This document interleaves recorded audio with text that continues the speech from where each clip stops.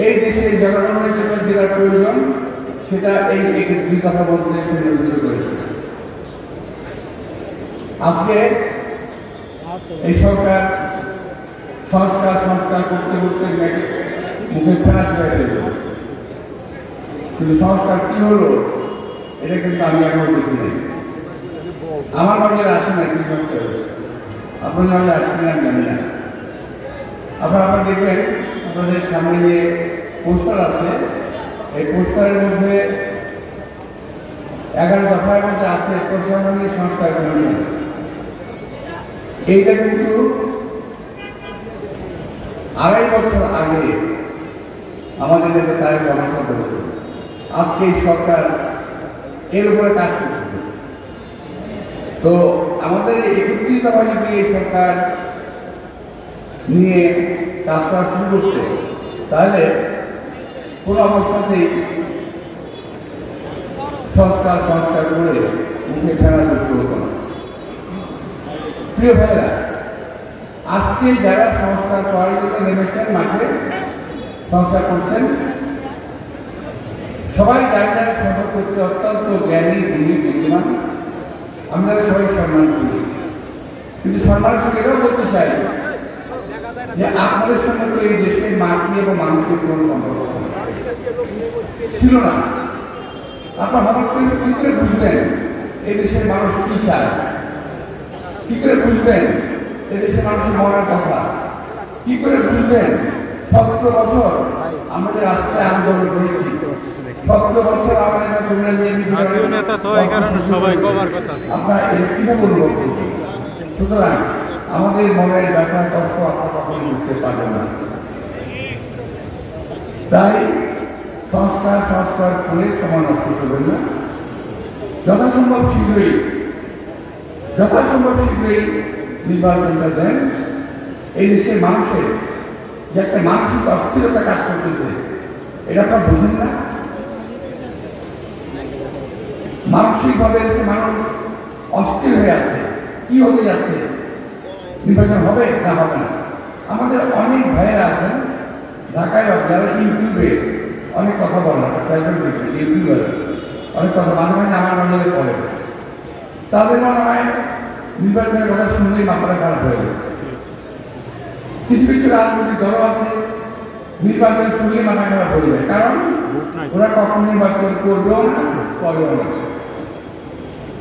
নির্বাচন একটা দেশের মানুষকে স্থিরতা দিতে পারে, নির্বাচন মানুষকে স্থির করতে পারে, এদেশের মানুষকে অর্থনীতি কমাতে পারে। কিন্তু এই জিনিসগুলো তারা বোঝার চেষ্টা করে না। তারা শুধু বলে বিএনপি নির্বাচন চাই। খুব কঠিন ভাষায় আমি বলতে চাই না, রোজার দিন আমারও প্রয়োগ আগে কঠিন ভাষা বলে বলতাম, আরে ভাই 17 বছর যে আমরা জেল থাকলাম, জান দিলাম, 5,000 লোক জান দিল, এত লোক রক্ত গেল, 30,000 লোক পঙ্গু হলো, বাতাস পাওয়ার জন্য,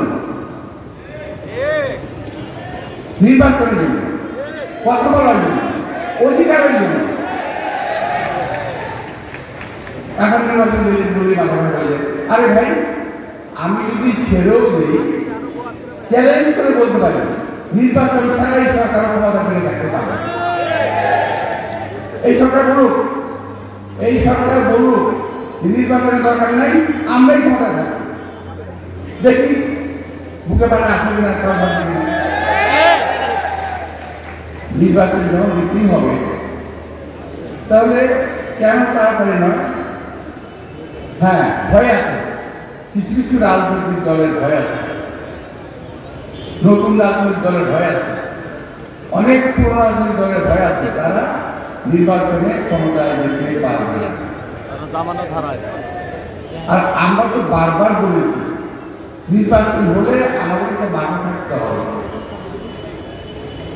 আমরা মাঠে থাকবো, জনগণ যদি আমাদের ভোট দেয় আমরা সরকারে যাবো। জনগণ যদি আমাদের ভোট না দেয়, যাকে ভোট দেবে তাকে আমরা মেনে নেব। আমাদের কথা পরিষ্কার, আমরা জোর করে রাতের আধারে নির্বাচন করে ভোট দিতে চাই। আমরা দিনের বেলা মানুষ ভোট অধিকার হরণ চাই না, করে নাই, রেকর্ড নেই। তো আমি এই জন্য অনুরোধ জানাবো যে যত তাড়াতাড়ি সম্ভব নির্বাচন দেন। এবং আজকে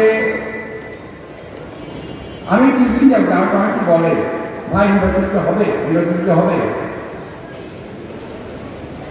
আমি বলি রাজনৈতিক নেতা হিসেবে আমি আশাবাদী নির্বাচন হবে, কিন্তু একজন সাধারণ মানুষ হিসেবে আমি ভাবি